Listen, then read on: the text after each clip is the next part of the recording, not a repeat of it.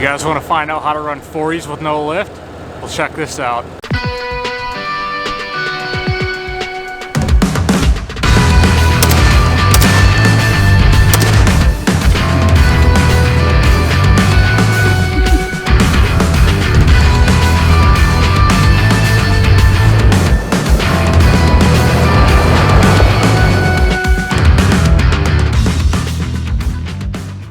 Alright guys, what's going on? So today we're going to talk about how I fit 40-inch tall tires without a lift.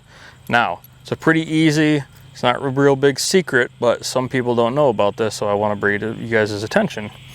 So what I have here is called the FabFours open fender system, and basically what that allows for is there's some cutting that you have to do on the body, and then I'm not sure with the rear, but I'm pretty sure up front only you have to do some other little trimming things to then install the open fender system, which is a two-part system you can get, which is just the base here, and then I'll include a friend of mine's trucks that just has this base without the fender flare. And then you can also, what I did is I installed the additional fender flare just because I like the way that this looks better, and the fender flare actually kicks out just enough to where it's perfectly in line with the 40-inch tall tire. Now, 40s are kind of the up-and-coming thing for full-size trucks, you know, some like hardcore rock crawling dedicated Jeeps, not daily drivers, but dedicated Jeeps. Will also be doing rock crawls. I know someone who does daily drive a Jeep on 40s though, so I'm gonna see if I can get him to comment some hate stuff underneath here, but just kidding, buddy. So what we got here is a 17-inch wheel from Mayhem, their Voyager series, and then a 40-inch tall Milestar Patagonia mud terrain tire. And this is kind of the lighter end of the 40-inch tire spectrum. To get like a true evaluation while you're on a level ground, you usually measure up to the very top of this. And full disclosure, on level ground to the top of this tire is 39 inches, so I'm like an inch short, but it could be, you know, just due to the sheer weight of the vehicle, and because this is a little lighter end of the mud terrain series of tires. So I just want to let you guys know that. However, in the rear here, now I have taken this on a couple trails, you know, nothing like super extreme like anything you'd find out in Moab, but this truck has had its fair share of trails so far. So I haven't had any issues where it's flexing. Now in the front, we'll talk about that later, but for right now, I just kind of want to give you guys an idea of what this is like. And again, the hardest issue for me was trying to find a place that was willing to cut up a brand new, you know, truck, because these things are definitely not cheap. So having, when I was like, hey, I have this kit here, I want you guys to install it on my truck, they're like, oh, okay. Well, then they'd look into it and see that it requires cutting. That is one thing that you're probably gonna have to run into this issue, because I did contact several different places and I finally found one, which, if you know Rip It Outdoors, is actually a relative of his. They did this for me out in Coopersville, Michigan. So place, if you're around this area, that's a place to probably go to, because I do have some experience because they did mine. All right, so we're gonna talk about some issues that I've experienced with having this kit for, I don't know, probably about a month now. Biggest one being, and you know, on FabFours website, they do say like, oh yeah, you should probably run like this offset, that kind of thing. So these wheels that I have on have a 0 offset. So it could be due to the offset of the wheels.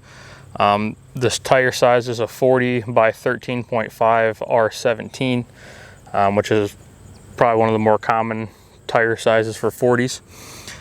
So the biggest issue I have is I can make some pretty decent turns, you know, granted for a full-size truck, can't make the tightest turns, but if I go all the way to the one side, you can even see on the radius arms where it'll rub just a little bit. Now, again, when I was on the trail, I wouldn't really be making that tight of a turns, and if I did know that I was going to make a tight turn, I would kind of not do it so sharp and have to make like a couple, you know, point turns or whatever to get the job done. Now, another thing is on FabFours website that say you cannot use the factory bumper. Well, as you guys know, lead times for stuff is crazy right now, so the bumper I'm going to be getting probably won't be done for at least another month, and you know, at the time who knew? So with that, I called FabFours and I was like, hey, I understand that you guys say that you can't use the factory bumper, but is there a way you can make it work? And they're like, yeah, if you don't mind cutting it. So the folks that installed this, they also cut the front bumper to work with this. As you guys can see, they did a really nice job with that. So that is something you'll probably have to do if you want to run this with a stock bumper. Now, on another separate topic, I'm going to be completely getting rid of all the chrome because I hate chrome, but that's another topic for a different video. You can see I kind of already got like the Ram 2500 badging and some other badgings. I do have a Cummins one for the other side, so this one hasn't came in quite yet. But FabFours does have a series of bumpers that you can use. The bumper I'm going to be getting is the AEV bumper, so when that comes, I'll be updating you guys, you know, so make sure you stay tuned with the Instagram and all the other fun stuff if you guys haven't already, and the newer TikTok account. But so other than the rubbing issues when it's super tight, you know, driving this thing out on the highway around town, I don't have any issues. So again, I wouldn't really recommend this for someone who's planning to do crazy extremes to where you don't plan on lifting it. I would definitely recommend, if you want to do some crazy stuff, you know, lift this truck. I'd still recommend that anyway. But if you did want to run 40s and you just have, you know, like a show truck, or yeah, I want bigger tires for more clearance, but I don't want to lift the truck, well, and run 40s, this is your solution for that.